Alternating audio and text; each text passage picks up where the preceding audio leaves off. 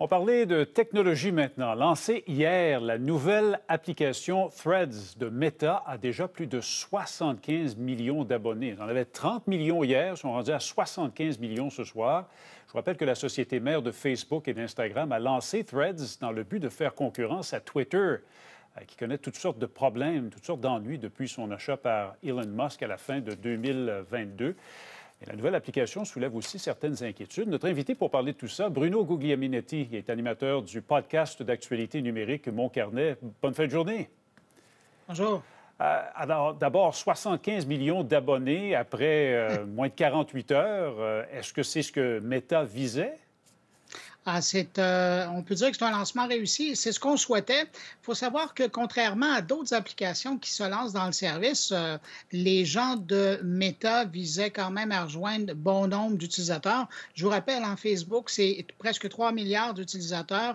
Instagram, qui est un peu rattaché là, à Threads, c'est 2,3 milliards. Donc, c'est une bonne base pour aller chercher des gens. De là, le succès là, qu'ils ont connu depuis jeudi soir. Est-ce que Threads est un concurrent vraiment dangereux pour Twitter, qui a quand même 450 millions d'utilisateurs mensuels? Il ne faut pas l'oublier.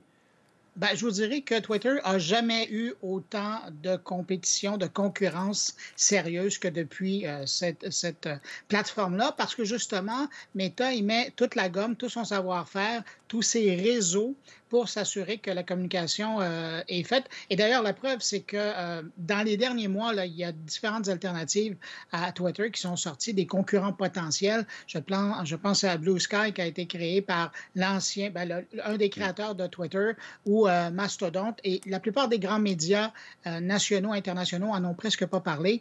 Et ce soir, on est en train de parler de Threads. Alors, c'est vous dire l'importance de la machine de communication et de l'intérêt de voir un joueur aussi sérieux s'attaquer à une concurrence potentielle de Twitter. Est-ce que vous pensez qu'il y aura une masse critique d'utilisateurs de Twitter qui vont migrer vers Threads à plus ou moins courte échance? Oui, bien, c'est ça qui est intéressant. Vous le disiez, hein, autour de 400 millions d'utilisateurs Twitter. C'est donc énormément de gens qui ne l'utilisent pas. Quand on regarde au Canada, là, on regarde les palmarès des 10 plateformes des réseaux sociaux les plus utilisées. Twitter est toujours en bas du palmarès à la 10e, sinon il ne fait pas partie du palmarès.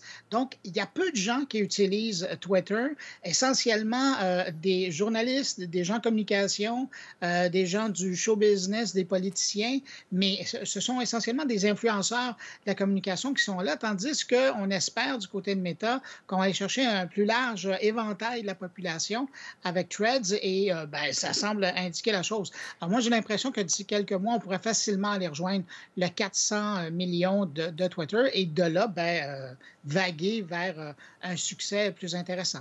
Et là, il y a des inquiétudes qui sont suscitées chez les utilisateurs de Threads parce que quand on ouvre l'application, on nous donne un avertissement. On dit qu'on récolte des données sur la localisation, les contacts, même de l'information financière. Est-ce que ça veut dire que c'est une application qui peut potentiellement mettre la vie privée des utilisateurs en danger? Bien, vous faites bien de ramener ce point-là parce qu'effectivement, Meta étant Meta, il se nourrit d'abord et avant tout des données des utilisateurs. Et c'est probablement la première fois qu'ils sont aussi transparents par rapport à toute l'information qu'ils viennent chercher à notre sujet. Mais quand vous utilisez Facebook, quand vous utilisez Instagram, vous donnez ce type d'informations-là. Alors là, on ne fait que communiquer officiellement dès le premier contact l'information qu'on va aller chercher à votre sujet. Mais c'est sûr que si on le compare à Twitter, c'est beaucoup plus d'informations. Alors, les mesures de sécurité, les mesures de précaution qu'on doit prendre sont les mêmes finalement sur Threads qu'elles sont sur Facebook, Instagram et tous les autres médias sociaux. Bruno Guglielminetti, merci beaucoup. Merci à vous. Au revoir. Toujours un plaisir. Au revoir.